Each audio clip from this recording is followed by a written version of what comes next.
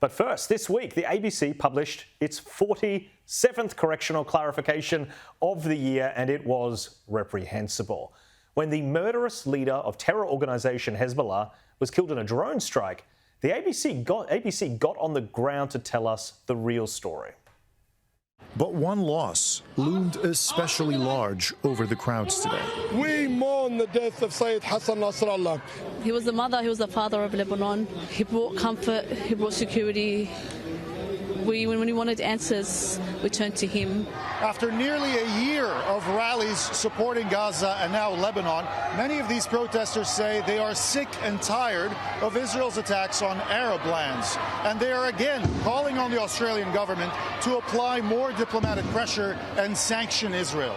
That 1 minute and 47-second news report, which was pushed into the homes of Australians and spread across social media, reporter Nabil al-Nashar failed to mention that the man who was being celebrated was actually a murderous terrorist.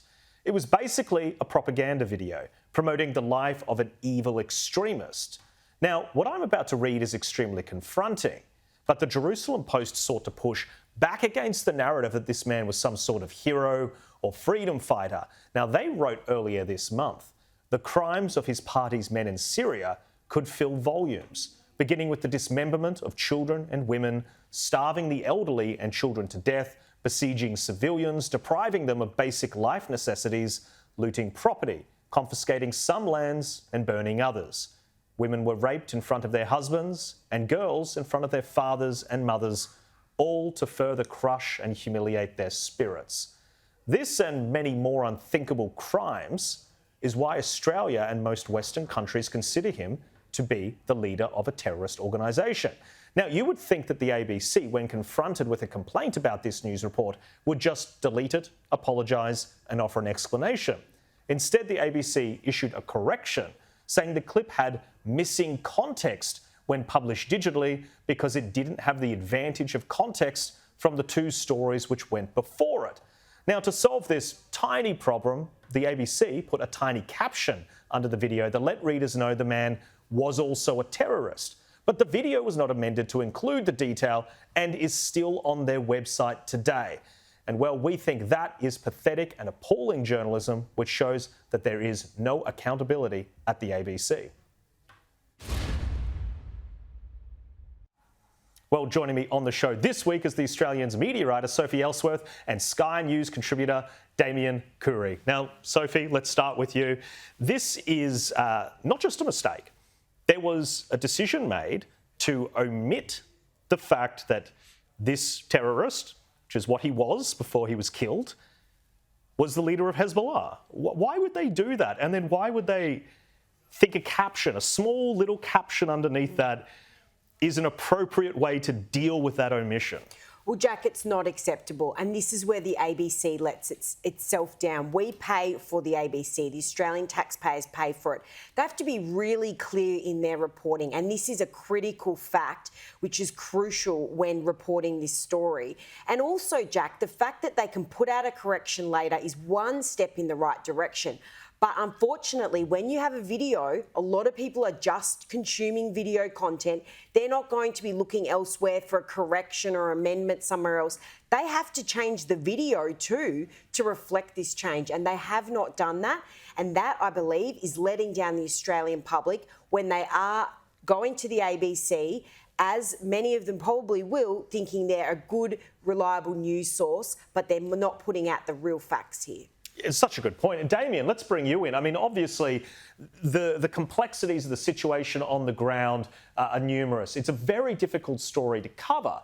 But when I watched that video, it was so wholly positive and so wholly glowing. And there was even a sentence by the reporter himself, not someone that he interviewed, where he was talking about calls to sanction Israel. And you can only conclude that that call was related to them killing this terrorist. To me, I cannot see how it could possibly be justified as balanced journalism. Well, it can't, Jack. I mean, that's the reality of it. And the problem with the ABC these days, of course, is it's not just about bias.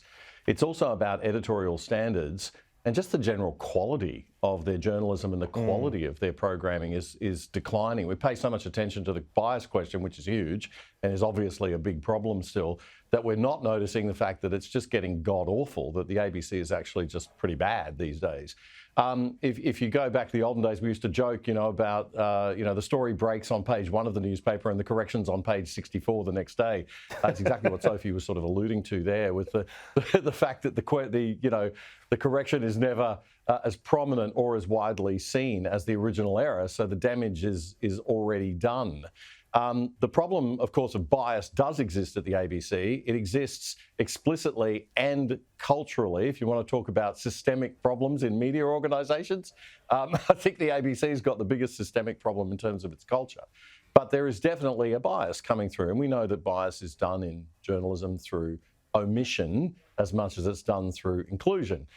So this is a case of hideous bias by omission, extremely obvious bias by omission, and it should lead to, how many times is this going to go on? How many times are we going to sit here and have this conversation? It is time for a clear policy on the ABC. It is time for clear review. The culture stinks, and it can't be fixed. There has to be radical breakthrough kind of change. And that's what we need to see, the leadership from Peter Dutton on this very loud and clear, I think.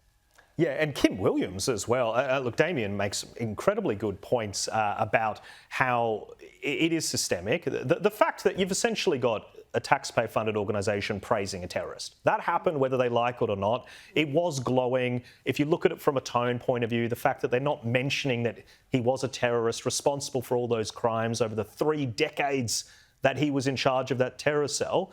Kim Williams has said that he does not want these young journalists with partisan views to be using the ABC as their platform to essentially be bloggers. Words to that effect, I'm paraphrasing a bit. He does not seem capable. No chair seems to be able to rein in this body.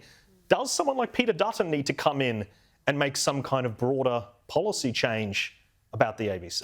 Well, Jack, Kim Williams has come out and said earlier in the year, if you don't want to be impartial, don't work at the ABC. It's very clear.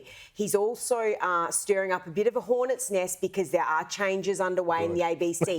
He's ruffling feathers in there, and some people don't like it, but I think he's trying to create some change. Now, when it comes to the issue of the coalition, they were in power for nearly 10 years before Mr Albanese became Prime Minister. They didn't do much at all about the ABC. So it's all well and good for the conservative side of politics to whinge and complain about the taxpayer-funded broadcaster. But what did they do when they were in office? Extremely little. So this is a problem that is so widespread that it has to come from within the organisation, and not forgetting we are seeing the exit of Managing Director David Anderson in the new year, and I think that could potentially shake things up if they get someone external, not just an ABC lifer. Such a good point about it. I still think there's a lot of conservative politicians that don't quite get how bad it is and how a lot of it is a barracking against their own side, against their own arguments. It's a huge problem. Some are waking up, but we'll keep an eye on it.